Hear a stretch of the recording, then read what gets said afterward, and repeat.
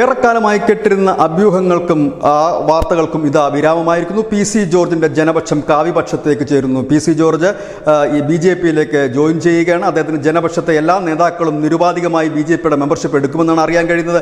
ഒപ്പം തന്നെ ചില ഓഫറുകളും ഈ ഒരു ലയനത്തിന് പി.സി. ജോർജ് 2 മാസം മുമ്പ് നേടിയിരുന്നു എന്നുള്ളത് ആണ് പുറത്തു വരുന്നത്. ഇപ്പോൾ നടക്കുന്നത് ഇന്ന് ദില്ലിയിൽ പി.സി. ജോർജും മകനും ഉൾപ്പെടെ ഇന്ന് ദില്ലിയിലുണ്ട്.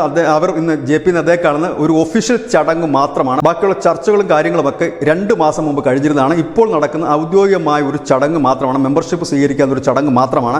ഏതായാലും പി.സി. ജോർജിന് കേരള ബി.ജെ.പിയിൽ ഒരു ഉന്നതമായ സ്ഥാനം ലഭിക്കും. ഈ സ്ഥാനാർത്ഥി നിർണയത്തിൽ പോലും ഒരു പ്രത്യേക റോൾ ഉണ്ടാകും. ഒരുപക്ഷെ പത്തനംതിട്ടയിൽ അദ്ദേഹം സ്ഥാനാർത്ഥിയായി വരുമെന്ന് അനവധി വാർത്തകൾ വരുന്നുണ്ട്.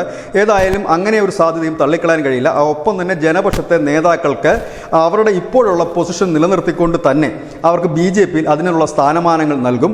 ബോർഡുകളിലും മറ്റും ഈ ജനപക്ഷത്തിൻ്റെ നേതാക്കൾക്ക് ഒരു സ്ഥാനം നൽകുകയും ചെയ്യും. അനവധി കേന്ദ്ര ബോർഡുകളാണ് ബി.ജെ.പിക്ക് കേരളത്തിലുള്ളത്. ആ ബോർഡ് മെമ്പർമാരുടെ ഇതിലേക്ക് ഈ ജനപക്ഷത്തിൻ്റെ ചില നേതാക്കൾ എത്തുകയും ചെയ്യും.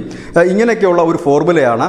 ഏതായാലും ഇനി ബി.ജെ.പിയുടെ ഒരു മുഖമായി പി.സി. ജോർജ് കേരള രാഷ്ട്രീയത്തിൽ നിറയും എന്നുള്ള കാര്യത്തിൽ യാതൊരു സംശയവുമില്ല. ഏതായാലും ഏറെക്കാലമായി നമ്മൾ കേട്ടിരുന്ന അഭ്യൂഹങ്ങൾക്ക് വിരാമമാകുകയാണ് പി.സി. ജോർജ് ബി.ജെ.പിയിലേക്ക്. News desk news India Malayalam.